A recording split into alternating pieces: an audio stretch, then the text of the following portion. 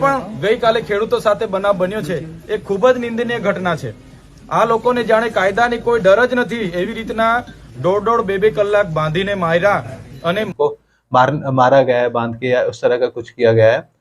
और उसके बाद जो एक्शन लेने की बात है तो फरियाद दाखिल हो गई है।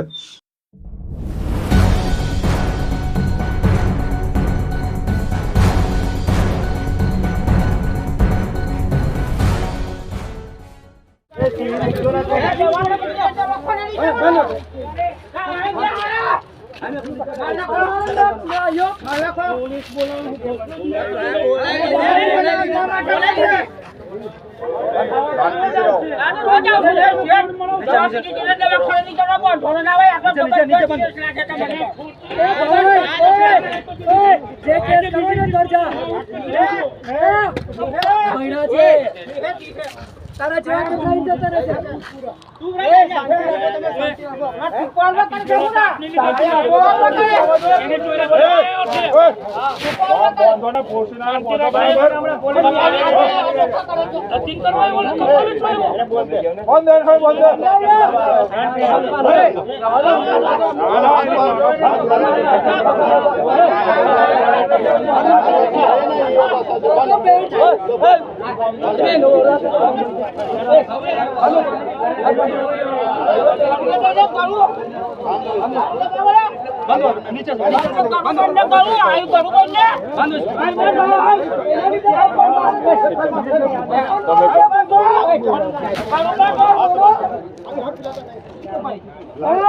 હવે સીસીઆઈ में कपा गाड़ी करीन बताई तारीफ गाड़ी में कोई दारू नहीं पीतो पता है क्यों दिन गाड़ी करते तने दारू लागे मैं भी दारू नहीं पीता ए घरों बांधो घरे बांधो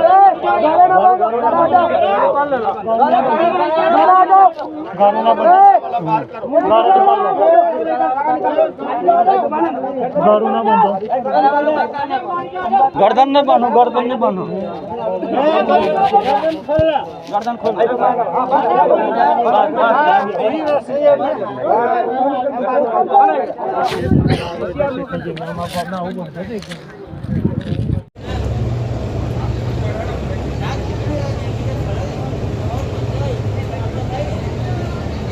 ગઈકાલે હાંડોદ સંખેડા તાલુકાના જે જીન છે હાંડોદ ખાતે જગદંબા એના માલિકો દ્વારા ખેડૂત જ્યારે કપાસ નાખવા માટે આવ્યા હતા અને એની ભાવની વાત કરી હતી ત્યારે એમની સાથે એમને એમના પુત્રને બાંધીને જે ઢોરમાર મારવામાં આવ્યો છે એના વિરોધમાં આજે અમે આસિસ્ટન્ટ એસપી શ્રીને સંખેડા ખાતે મળવા માટે આવ્યા છે।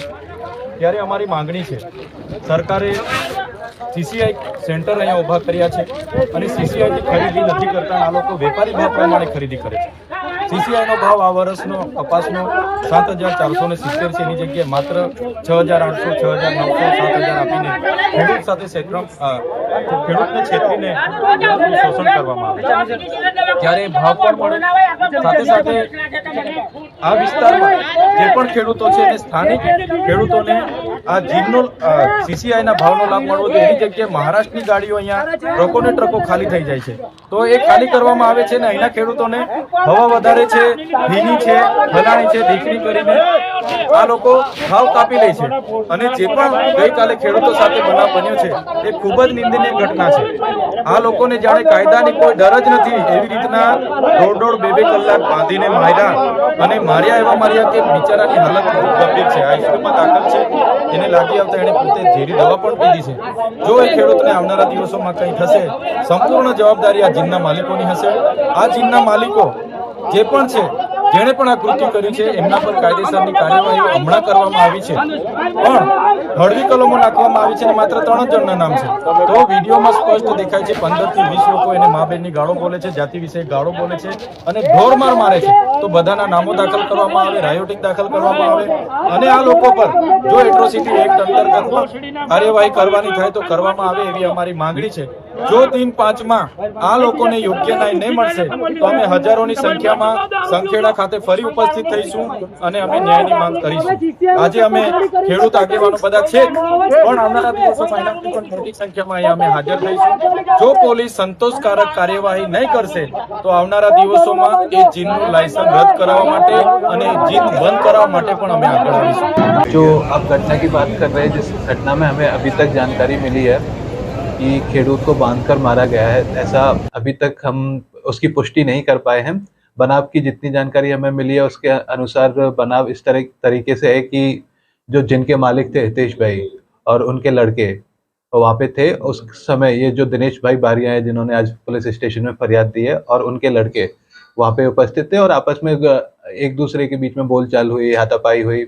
तो उस बीच में मजदूरों ने उनको कंट्रोल करने के लिए बांधा था और मारने के लिए नहीं बांधा है। अभी तक जो वीडियो भी वायरल हो रहे हैं उसमें कहीं भी ये सामने नहीं आया है कि उनको मारा गया है बांध के या उस तरह का कुछ किया गया है। और उसके बाद जो एक्शन लेने की बात है तो फरियाद दाखिल हो गई है, और उसमें जो हमने 4 मजदूरों को अभी लेके भी आए पूछताछ के लिए कि उसमें कौन कौन मजदूर इन्वॉल्व थे, कि किसने बांधा था, कौन गाली गलौज कर रहा था। तो जैसे ही लोगों के नाम सामने आते हैं हम उन लोगों के नाम ऐड करते जाएंगे फरियाद में। और जो अभी आपने पूछा कि जो रजूआत चैतर बसावा जी ने की है, वो रजूआत की है कि जो वो चाहते हैं कि जो भी लोग इन्वॉल्व थे उनके नाम आए, और अगर कोई कायदेसर कोई कलम ऐड करनी हो तो वो भी ऐड करी जाए। तो हमने उनको आश्वासन दिया है कि अगर जो भी हमारे सामने बनाव का कुछ भी आता है तो हम वो पूरी कड़क कार्यवाही करेंगे, और जो भी उसके एविडेंस है, सीसीटीवी फुटेज या जो भी मोबाइल रिकॉर्डिंग है, वो सारा कलेक्ट करके जिसका भी नाम सामने आता है हम उनके अगेंस्ट कार्यवाही करने का उनको आश्वासन दिया है।